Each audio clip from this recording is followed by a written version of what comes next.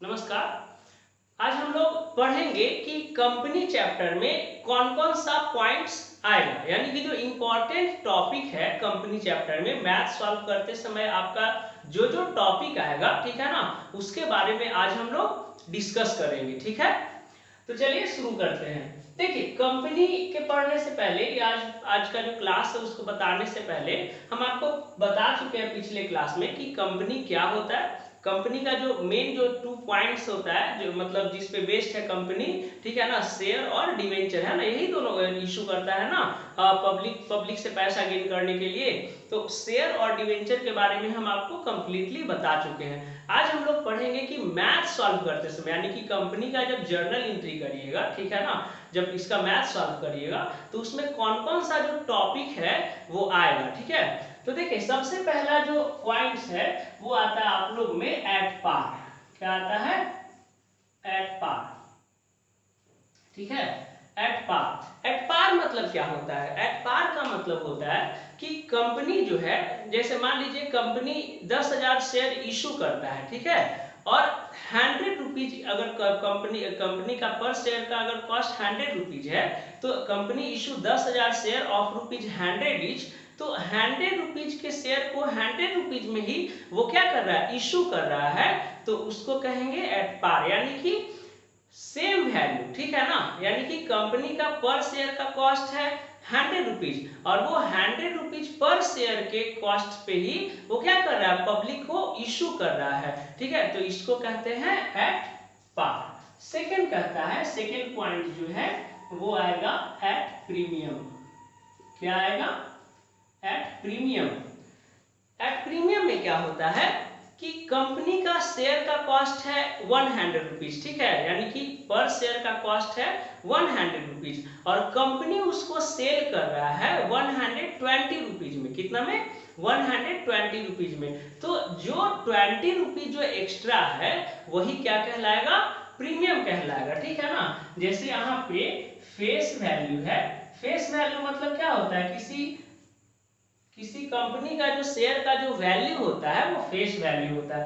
Face value है 100 rupees, ठीक है, और इसको सेल कर रहा है, इशू कर रहा है ₹100 ईच पे। ठीक है, तो ये जो डिफरेंसेज है 20 रुपया का, ये क्या हो गया? प्रीमियम हो गया। समझ में आया? यानी कि कंपनी का जो शेयर है, जितना कॉस्ट है शेयर का, उससे अधिक में अगर बेचेगा तो वो क्या कहलाएगा? एट प्रीमियम कहलाएगा। क्लियर है? नेक्स्ट थर्ड है एट डिस्काउंट।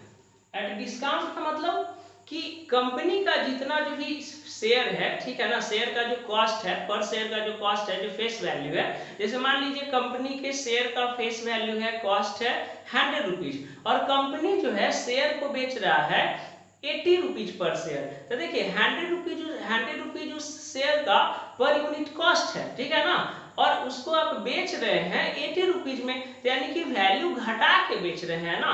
तो ये जितना जो वैल्यू घटा, यानी कंपनी के शेयर के फेस वैल्यू से जितना मनी हम लोग घटा के बेचेंगे वो क्या कहलाएगा? वो कहलाएगा डिस्काउंट। क्लियर है? यानी कंपनी का फेस वैल्यू है कितना? 100 रुपीज और इशू कर रहे हैं आप 80 रुपीज पे, तो ये जो 20 रुपया का जो कमी है वो क्या हो गया? डिस्काउंट हो गया। क्लियर है? नेक्स्ट आता है अदर देन कैश। क्या आता है? अदर देन कैश आता है। अदर देन कैश, अब ये सब देखिए इंपॉर्टेंट टॉपिक है। ये तो आपका क्वेश्चन में जब बनाइएगा ना, तो क्वेश्चन में गिवन रहता है, अदर देन कैश भी गिवन रहता है, लेकिन ये थोड़ा इंटरेस्टिंग टॉपिक है, थोड़ा सा ये है ट्विस्टेड है, ठीक है ना, और कुछ है नहीं। ठीक है, अदर देन कैश कहने का मतलब होता है कि कंपनी जो है, ठीक है ना, शेयर होल्डर को या डिवेंचर होल्डर को पैसा न देके, कैश न देके क्या करता है? शेयर या डिवेंचर देता है। कहने का मतलब, ठीक है ना, शेयर और डिवेंचर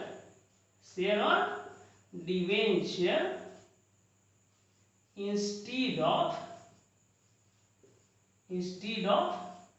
कैश।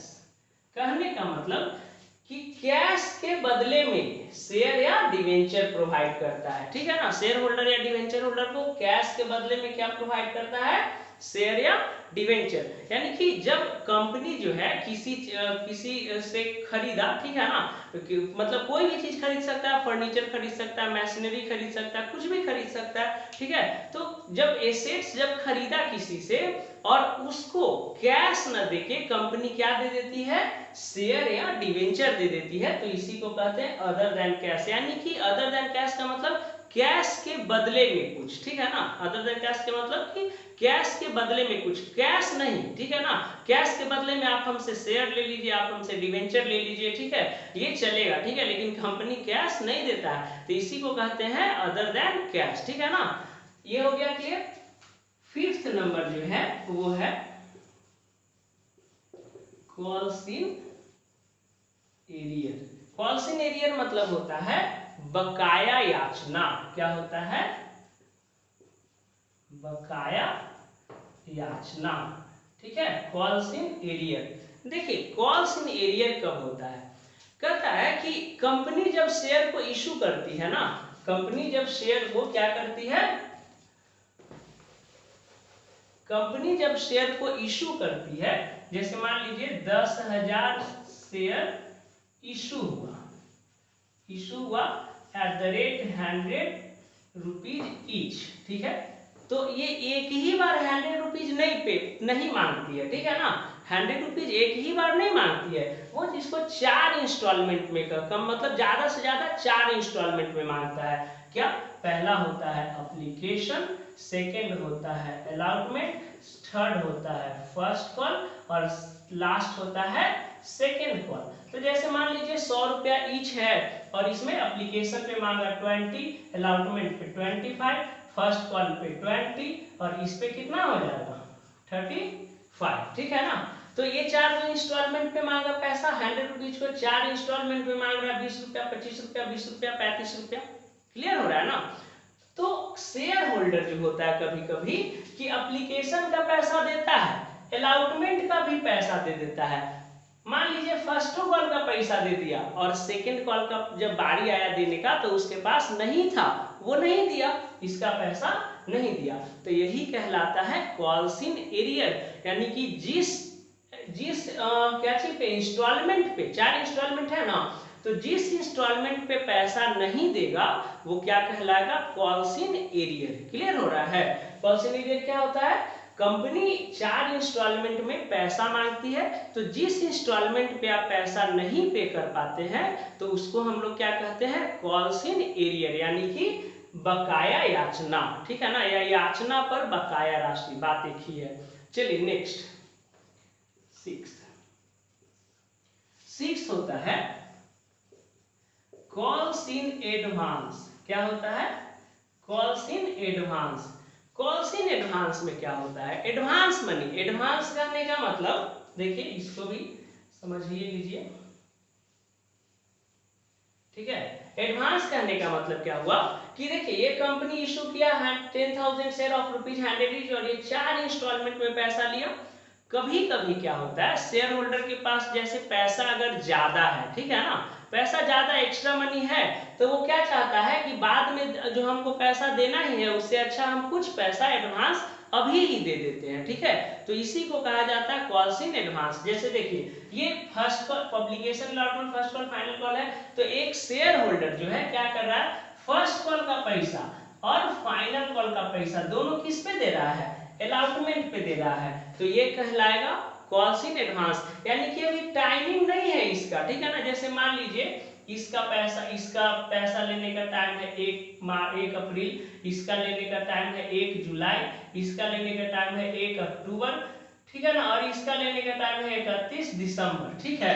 ये 4 डेट हो गया, 1 4 1 7 1 10 1 31 12, ठीक है, या 1 12 कर दीजिए, ठीक है। अब देखिए ये है ना, एप्लीकेशन का पैसा किस पे दे रहा है, फर्स्ट एंड फाइनल कॉल का पैसा किस पे दे रहा है, अलॉटमेंट का। देखिए कंपनी जो है 1 जुलाई को अलॉटमेंट का पैसा मांग रहा है शेयर होल्डर से, लेकिन शेयर होल्डर के पास पैसा भी है, ठीक है ना, अवेलेबल है, तो वो क्या करता है कि फर्स्ट कॉल का कुछ शेयर का पैसा, जैसे मान लीजिए कि 500 शेयर का पैसा फर्स्ट कॉल का और 1000 शेयर का पैसा सेकेंड कॉल का वो पे कर देता है किसको, किसके साथ, अलॉटमेंट के साथ। तो वक्त से पहले ना कर रहा है जी पैसा। देखिए इसको पेमेंट करना है फर्स्ट कॉल वाला कब, अक्टूबर में, और इसको पेमेंट करना है दिसंबर में। लेकिन ये दोनों का पैसा पे कर रहा है, 500,000 शेयर का पैसा पे कर रहा है एक साथ को। तो डेट से पहले ना पैसा पे कर रहा है। तो डेट से पहले ही पैसा पे करना क्या कहलाता है, एडवांस कहलाता है। क्लियर हो गया। तो ये हो गया कॉल्स इन एडवांस। क्लियर है। अब देखिए आगे जो आता है वो होता है for feature of share. For feature of share. For feature of share का मतलब समझते हैं, अंशों का हरण। क्या होता है, अंशों का हरण। अंश हर लिया गया, जैसे रावण सीता का हरण कर लिया था। नहीं, हरण माने क्या होता है, हरण माने होता है जब्त करना, कब्जा में लेना। जैसे रावण जो है सीता को हरण कर लिया था। हरण करने का मतलब कि सीता को अपने कब्जे में ले लिया था, ठीक है ना। तो वही कहता है फॉर फीचर ऑफ शेयर। तो यहाँ सीता हरण थोड़ी है, यहाँ कंपनी में हम लोग पढ़ेंगे शेयर का हरण, अंशों का हरण, है ना। फॉर फीचर ऑफ शेयर पढ़ेंगे यहाँ पे। देखिए अभी हम बताए थे कॉल्स इन एरियर के बारे में, ये वाला थोड़ा समझिए। कॉल्स इन एरियर यही क्रिएटर होता है फॉर फीचर का। कॉल्स इन एरियर में क्या बताए, कॉल्स इन एरियर में हम क्या बताए आपको कि कॉल्स इन एरियर में क्या बताया कि एप्लीकेशन का पैसा दे दिया, अलॉटमेंट का पैसा दे दिया, फर्स्ट कॉल का पैसा दे दिया, सेकेंड कॉल का पैसा नहीं दिया था, ठीक है। तो कंपनी को पैसा चाहिए ना जी, थोड़ी ना फ्री में शेयर बांटने के लिए कंपनी खोले हुए हैं। आप भी बिजनेस किए हुए हैं तो क्या मतलब मुफ्त में बांटने के लिए मतलब खोले हुए बिजनेस, आपको पैसा चाहिए, ठीक है। तो कंपनी को जब सेकेंड कॉल का पैसा शेयर होल्डर नहीं दिया तो क्या शेयरवा दे देगा, नहीं ना देगा। उतना शेयर वो क्या करता है, जितना शेयर का पैसा नहीं देता है, ठीक है ना। जैसे मान लीजिए कि इस पे 500 शेयर का पैसा नहीं दिया, सेकेंड कॉल पे 10,000 शेयर है ना, तो 10,000 पे 500 का बस पैसा सेकेंड कॉल पे नहीं देता है, 500 शेयर का पैसा नहीं देता है, तो कंपनी उसका शेयरवा दे देगा, नहीं। कंपनी जो है पैसा के एवज में, पैसा के बदले में क्या करेगा, वो उतना का शेयर रख लेगा अपने पास, ठीक है। तो इसी को कहा जाता है फॉर फीचर ऑफ शेयर, अंशों का हरण या अंशों का हरण, या क्या होता है, जब्ती। क्या होता है, जब्ती, जब्त कर लेना, ठीक है ना, एक ही चीज है, ठीक है। फॉर फीचर ऑफ शेयर, जितना शेयर का पैसा नहीं देता है शेयर होल्डर, उतना शेयर क्या होता है, कंपनी जब्त कर लेता है। तो इसी को कहते हैं for feature of share. For feature of share समझ में आया कि जब कोई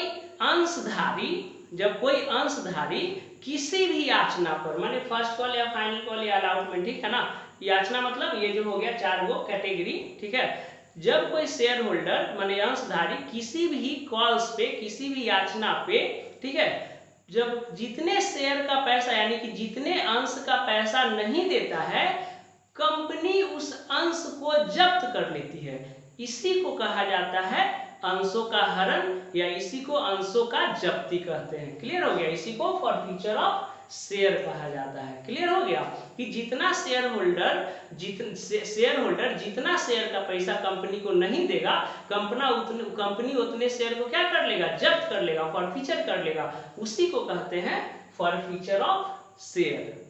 क्लियर हो गया। आगे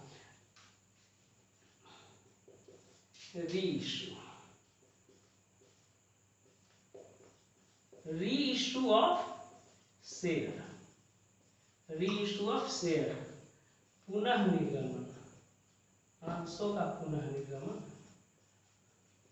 अंशों का पुनः निर्गमन। इसका मतलब समझ में आया। रीइश्यू ऑफ शेयर मतलब अंशों का पुनः निर्गमन। अंशों का पुनः निर्गमन माने समझते हैं। फॉर फीचर ऑफ शेयर अभी समझिए कि जितना पैसा नहीं दिया शेयर होल्डर उतना शेयर वो कंपनी रख लिया, तो उसको फॉरफीचर ऑफ शेयर कहते हैं। अब कंपनी शेयरवा जब्त कर लिया, उसे कंपनी को क्या फायदा? जब तक वो बेचेगा नहीं जी तब तक उसको फायदा होगा नहीं ना होगा। इसको इस तरह से समझिए कि जैसे हम किसी को 1 लाख रुपया दिए, ठीक है ना, और वो उसको हमको बोला कि अगर तुमको भरोसा नहीं है तो मेरा वाला ना हीरो होंडा वाला मोटरसाइकिल रख लो, अभी नया ही खरीदे हैं, कितनों बेचेगा तो 60,000 रुपया इसका मिल जाएगा, ठीक है ना। तो अब 1 लाख रुपया तो वो हमसे लिया और हमको बदले में दिया क्या? अपना मोटरसाइकिल मॉर्टगेज के रूप में रखा। तो वो लेके पैसा डूब गया, वो कह रहा भाई अभी मेरा पैसे में नहीं है, तो हम उसको मोटरसाइकिल देंगे नहीं ना देंगे।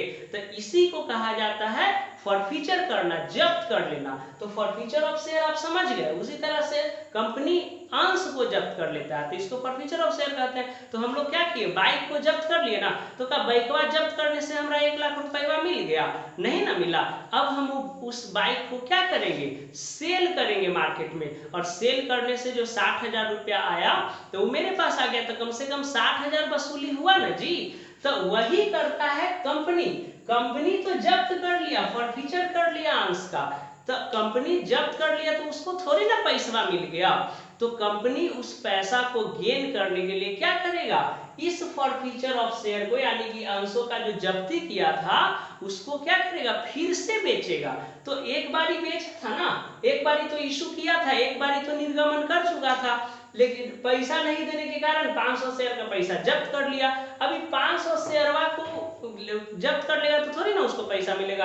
अब इस 500 शेयर को वो फिर से बेचेगा, तो फिर से यानी दोबारा ना बेचा, तो इसी को कहा जाता है अंशों का पुनः निर्गमन, यानी कि दोबारा पुनः निर्गमित करेगा, पुनः इशू करेगा, ठीक है ना। तो इसी को कहा जाता है री इशू ऑफ शेयर। क्लियर हो गया? तो आई होप कि ये देखिए मेन है, यही आपका मेन 8 पॉइंट है। फॉरफीचर ऑफ शेयर के बाद तो आता नहीं है कुछ, ठीक है ना, लास्ट टॉपिक है, ठीक है ना, फॉरफीचर ऑफ शेयर का। फॉरफीचर ऑफ शेयर में जब बताएंगे, ठीक है ना, मैथ्स बताएंगे तो इसमें पढ़ाएंगे, उसमें प्रोराटा आता है। फिर फॉरफीचर ऑफ शेयर में भी अंशों का पुनर्निगमन एट पार पे होता है, एट प्रीमियम पे होता है, डिस्काउंट पे होता है, तो ये सब तो क्लियर हो गया, ठीक है ना। तो आई होप कि कंपनी का जो जो पॉइंट्स है, जो मैथ्स बनाने में आपको जो जर्नल एंट्री करने में, कंपनी का जब जर्नल एंट्री करिएगा उसमें जो यूज होने वाला जो मेन पॉइंट्स है वो आप अच्छा तरीका से समझ गए होंगे, ठीक है। जय हिंद।